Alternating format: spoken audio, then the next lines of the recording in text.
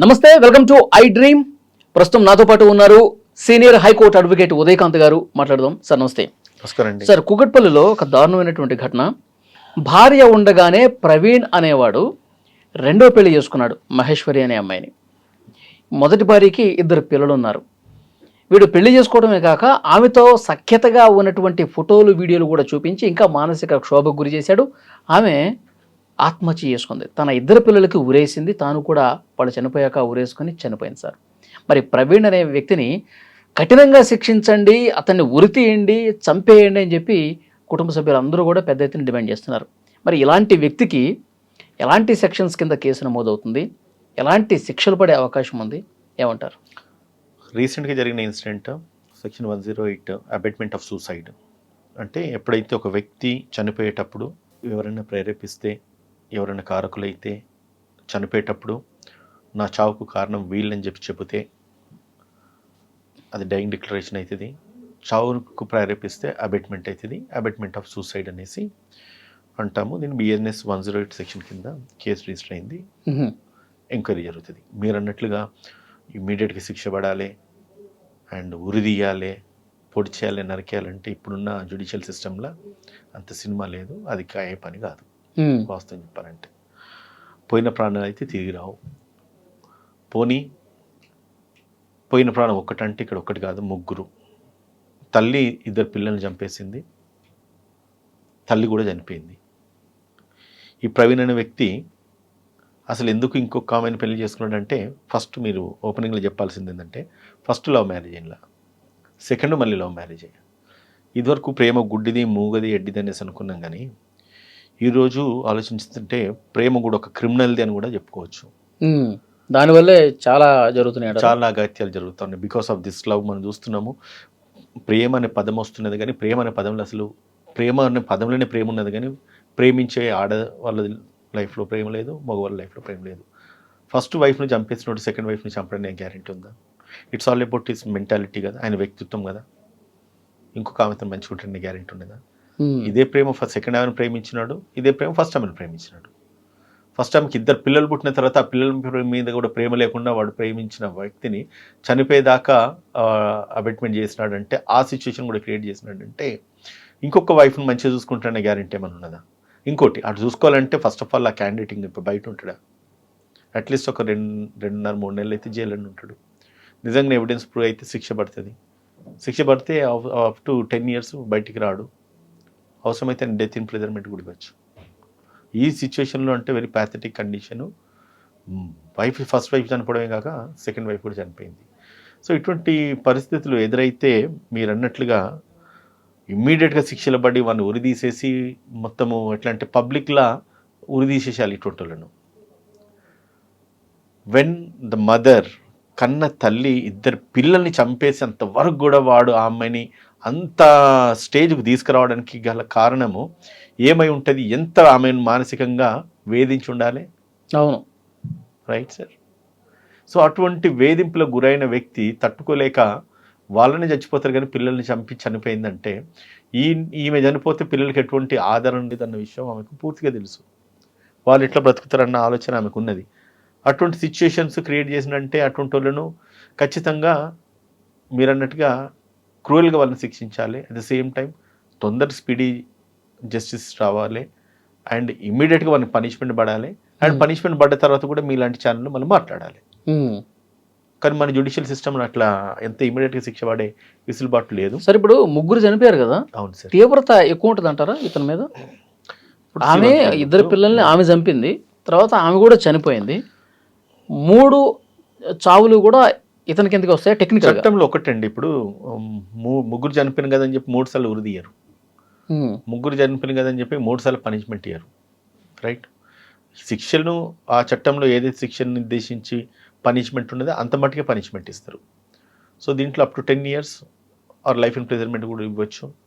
అటువంటి సిచ్యుయేషన్స్ ఈ చట్టంలో ఉన్నాయి కాబట్టి అందులో ఎవిడెన్స్ ప్రూవ్ అయితేనే ఈయనకి శిక్ష పడుతుంది. కానీ ఎవిడెన్స్ ప్రూవ్ కావాలంటే చాలా టైం పడుతుంది. అందులో ఉన్న మెయిన్ ఒక్క క్యాచ్ పాయింట్ అంటే, మీరు ఇప్పుడు నేను క్విక్గా చూసిన కాబట్టి మీడియాలో వస్తున్న కథనాలే, ఆమె వాళ్ళ బ్రదర్తో మాట్లాడుతూ ఉన్నది. ఒక ఆడియో లీక్ అయింది. మా అంటే లీగల్ ఆస్పెక్ట్స్ పబ్లిక్ తెలియాలి కాబట్టి చెప్తున్నా, ఎవిడెన్స్ ఎట్లా ఉంటుందని చెప్పి.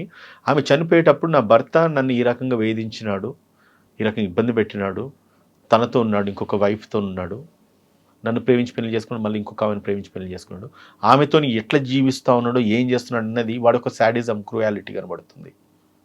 అవన్నీ ఫోటోలు తీసుకొచ్చి నాకు చూపించండు, వీడియోలు తీసుకొచ్చి నాకు చూపించండు అని చెప్పి ఎప్పుడైతే ఈ అమ్మాయి వాళ్ళ అన్నయ్యకు ఫోన్ చేసేసి ఒక ఆడియో విడుదల చేసిందో, ఆ ఆడియోలో క్లియర్ కట్గా నా చావుకు గల కారణము, నేను చనిపోవడానికి గల కారణము, లేదంటే నన్ను హరాస్ చేసింది ఇతను హరాస్మెంట్ వల్ల నేను చనిపోవాల్సి వచ్చింది అన్న మెసేజ్ కన్వే అయ్యి ఆ ఆడియో రికార్డ్స్ ఈమె అని చెప్పి ఫోరెన్సిక్ ఎక్స్పోర్ట్లో ప్రూవ్ అయితే ఆమె చనిపోకముందు ఇచ్చిన స్టేట్మెంట్ని కోర్టులు డయింగ్ డిక్లరేషన్ కింద తీసుకుంటారు.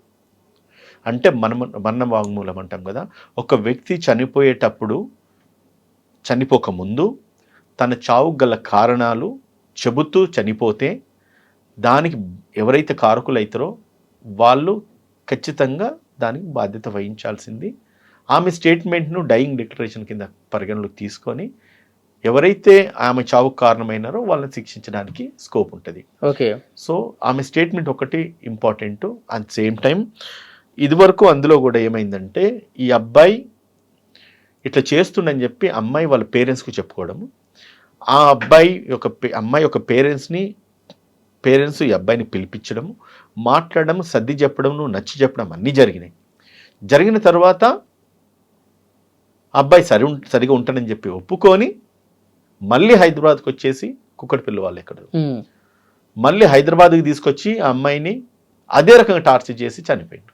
సో అప్పుడు ఏదైతే ఇన్సిడెంట్ జరిగిందో ఆ జరిగిన సీక్వెన్స్ ఆఫ్ ఈవెంట్స్ కూడా పోలీసు వాళ్ళు వాళ్ళ స్టేట్మెంట్స్ రికార్డ్ చేసుకుంటారు. ఎవరు? అమ్మాయి వాళ్ళ మదర్, ఫాదరు అండ్ ఆ పంచాయతీలో కూర్చున్న పెద్ద మనుషులు ఎవరైతే ఉన్నారో వాళ్ళ స్టేట్మెంట్స్ రికార్డ్ చేసుకొని దాన్ని కన్సిడరేషన్లో తీసుకొని దాన్ని కనుక ఎవిడెన్స్ కింద లీడ్ చేసుకోగలిగి వాళ్ళ సాక్ష్యాలు కనుక తీసుకోగలిగితే ఈమె చావుకు తను కారణం అన్నది నిర్ధారించబడితే ఖచ్చితంగా అబేట్మెంట్ ఆఫ్ సూసైడ్ కింద వాళ్ళకి శిక్ష పడే అవకాశం. ఓకే సార్, ఈ కేసు మీరు చూసిన దాన్ని బట్టి అతనికి జీవిత ఖైదు పడుతుందా లేదంటే ఉరిశిక్ష కూడా పడే అవకాశం ఉందా, ఏమంటారు సార్? ఇందులో అంటే అబేట్మెంట్ ఆఫ్ సూసైడ్లో అప్ టు 10 years అని ఉంది శిక్ష, ఆర్ లైఫ్ ఇంప్రిజన్మెంట్ అని ఉంది.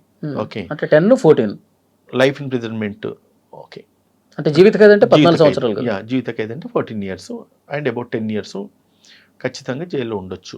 అబౌట్ 10 years ఉంది లైఫ్ ఇంప్రిజన్మెంట్. అయితే ఇక్కడ ఒకటి ఏంటంటే సార్, ఖచ్చితంగా శిక్ష పడుతుందా అంటే మనకున్న జ్యుడిషియల్ సిస్టంలో కన్విక్షన్ రేట్ చాలా తక్కువ ఉన్నది. అంటే 100 నేరాలు అయితే 2 నేరాలకు మాత్రమే శిక్ష పడుతూ ఉన్నది. అండ్ ఇవాళ జ్యుడిషియల్ సిస్టంలో 5 కోట్ల కేసులు పెండింగ్ ఉన్నది అక్రాస్ ద కంట్రీ. మన రాష్ట్రానికి వస్తే 12 లక్షల కేసులు పెండింగ్ ఉన్నాయి మన దేశంలో. ఇన్ని పెండెన్సీ ఉన్న తర్వాత సిస్టంలో మనకు తొందరగానే కేసులు డిస్పోజ్ అయితే అనడానికి మనకు స్కోప్ లేదు. నిజంగా నా తీర్పు వచ్చేంతవరకు మనం ఉంటామా లేదా? ఎందుకంటే జిల్లా కోర్టు తీర్పు తీర్చాలి. ఇమీడియట్గా ఉంటుంది, వాడిని జైలుకు పంపిస్తారు, మళ్ళీ హైకోర్టుకు వస్తారు, అప్పీల్ చేస్తారు, సుప్రీంకోర్టు పోతారు, రాష్ట్రపతి దగ్గరికి వెళ్తారు, క్షమాభిక్ష అడుగుతారు, అది కట్ చేయండి ప్రధానమంత్రి అనేది. ఓకే సార్, సో ఆ సిచ్యుయేషన్స్ ఏర్పడుతూ ఉంటాయి. సో అటువంటప్పుడు నేనేమంటానంటే న్యాయస్థానంలో శిక్షలు ఇటువంటి వాటిలో పడడానికి చాలా స్కోప్ తక్కువ ఉంటుంది. దీన్ని ఆసరాగా తీసుకుని ప్రతి నేరస్తుడు నేరం చేయడానికి ముందుకు వస్తా ఉన్నారు. అంటే ధైర్యం సాహసం కాదు సార్. ఇప్పుడు ఆధారాలు ఉన్నా సరే, పక్కా వీడియో చేశాడు, వీడి వల్ల ఆమె చనిపోయిందని చెప్పి టెక్నికల్ ఎవిడెన్స్లు అన్నీ ఉన్నా శిక్ష పట్టడానికి ఎందుకు ఆలోచన చేస్తారు? ఒకటి సార్, కర్నూలు సాగుకి 1,00,000 కారణాలు అన్నట్టు ఒక కోర్టులో ఒక తీర్పు రావడానికి 1,00,000 ఈక్వేషన్స్ కనెక్ట్ కావాల్సి వస్తుంది. అవన్నీ కనెక్ట్ కావాలంటే చాలా టైం పడుతుంది. ఆమె మర్డర్ చేసినప్పుడు, ఆమె చనిపోయినప్పుడు నా చావుకు వీడే కారణం అన్నది అది ప్రూవ్ కావాల్సిన నెసెసిటీ ఉంటుంది. అండ్ ఆ అమ్మాయి చనిపోయేటప్పుడు వాడు ఆ అమ్మాయిని టార్చర్ చేసినాడా, ఇబ్బంది పెట్టినాడా, కొట్టినాడా, వీడియోలు దించినాడా, ఫోటోలు దించినాడా, ఇవన్నీ కూడా కారణాలు కావాలి. వన్స్ మనం అనుకుంటాం సార్, ఒక చిన్న ఎఫ్ఐఆర్ కాగానే కేసు ఏదో అయిపోతుంది, ఎక్కడికి వెళ్ళిపోతాను. కానీ వన్స్ ఒక్కసారి ఎఫ్ఐఆర్ వేసి 4 పేజీల కాగితము కొన్ని వందల పుస్తకాల డాక్యుమెంట్లు తయారు చేసిన పరిస్థితి వస్తుంది. ప్రతిదీ లీడ్ చేయాలి, ప్రతి ఎవిడెన్స్ లీడ్ చేయాలి, ప్రతి ఒక్కరి స్టేట్మెంట్స్ రికార్డ్ చేయాలి. పోలీస్ ఆఫీసర్కి, ఇన్వెస్టిగేషన్ ఆఫీసర్కి నిజంగా చెప్పాలంటే అసలు తగ్గించుకోలేని భారం అది. అంత క్రిటికల్గా ఉంటుంది ఇన్వెస్టిగేషన్ అన్నీ కూడా. అవన్నీ ప్రూవ్ చేసేసి కోర్టు ముందు సబ్మిట్ చేసిన తర్వాత కోర్టు ట్రయల్స్ కమెంట్ చేసేసి కోర్టు తీర్పు ఇవ్వడానికి కొన్ని వందల పేజీల రిపోర్ట్స్ అన్ని కూడా వెరిఫై చేయాల్సి వస్తుంది. సో ఇటువంటి సిచ్యుయేషన్స్లో ఇదివరకు చెప్పినట్టుగానే conviction is very very less. And శిక్షలు పడితే అంటే పడడానికి చాలా తక్కువ ఛాన్సెస్ ఉంటాయి. సో మీరు అన్నట్టుగా నిజంగానే ప్రాసిక్యూషన్ ప్రాపర్గా చేసి వీడు నిజంగానే నేరం ఈ అమ్మాయి చనిపోవడానికి వాడే కారణమని కనుక పోలీస్ వాళ్ళు ఇన్వెస్టిగేషన్ ప్రాపర్గా చేసేసి ఒకవేళ కోర్టుకు కనుక సాక్ష్యాధారాలు ముందు పెడితే నిజంగానే కోర్టుకు వీడు నేరం చేసిండని చెప్పేసి వాళ్ళ ముందున్న ఎవిడెన్స్ కనుక ప్రూవ్ అయితే ఖచ్చితంగా శిక్ష పడుతుంది. కానీ నేరం చేసినోడు ఏం చేస్తాడంటే అవసరమైతే లక్షలు ఖర్చు పెట్టేసి ఒక మంచి అడ్వకేట్ని ఎంగేజ్ చేసుకొని ఆ శిక్షల నుంచి బయటపడడానికి ప్రయత్నం చేస్తారు. కానీ ఎవరైతే చనిపోయిన వాళ్ళ సైడ్ నుంచి ప్రాసిక్యూషన్ ప్రభుత్వం ఏర్పాటు చేస్తుంది. వాళ్ళకు ప్రాసిక్యూషన్ డిపార్ట్మెంట్కు టార్గెట్లు ఉంటాయి, కన్విక్షన్ ఇప్పించాలి అని చెప్పి అనుకుంటారే తప్ప ఖచ్చితంగా శిక్ష పడడానికి అంత వీళ్ళని ప్రొటెక్ట్ చేసుకోవడానికి కొట్లాడినంత డిఫెన్స్ లాయర్స్కి ఉన్నంత కన్సర్న్ మేబీ ప్రాసిక్యూషన్ లాయర్లకు ప్రాసిక్యూషన్ డిపార్ట్మెంట్కి ఉండకపోవచ్చు, ఉండదు కూడా. చూద్దాం సార్ ఈ కేసులో ఫర్దర్గా ఎలాంటి అప్డేట్స్ వస్తాయో మళ్ళీ మాట్లాడదాం. థ్యాంక్ యూ అండి. And for more videos, Please subscribe to iDream. Please subscribe to iDream. Please subscribe iDream. And please subscribe to iDream. For more videos, subscribe to iDream. please like, share and subscribe to the channel. Congratulations, iDream. subscribe to iDream. Subscribe to iDream. So subscribe to iDream Media. iDream team అందరికి huge congratulations. Please subscribe iDream Media. Please subscribe to iDream. Subscribe iDream. Please subscribe to iDream. iDream అంటే నా కళల ఛానల్ను subscribe చేసుకున్న నోరు తిరుగుతలేదు, మీరైతే గంట గుర్తు కొట్టండి. For more such videos, please subscribe to iDream. Subscribe to iDream. Please subscribe to iDream. Please subscribe iDream Media. Please do subscribe to iDream. Please subscribe to iDream Media. For best entertainment and information, please subscribe iDream. And don't forget to subscribe to iDream.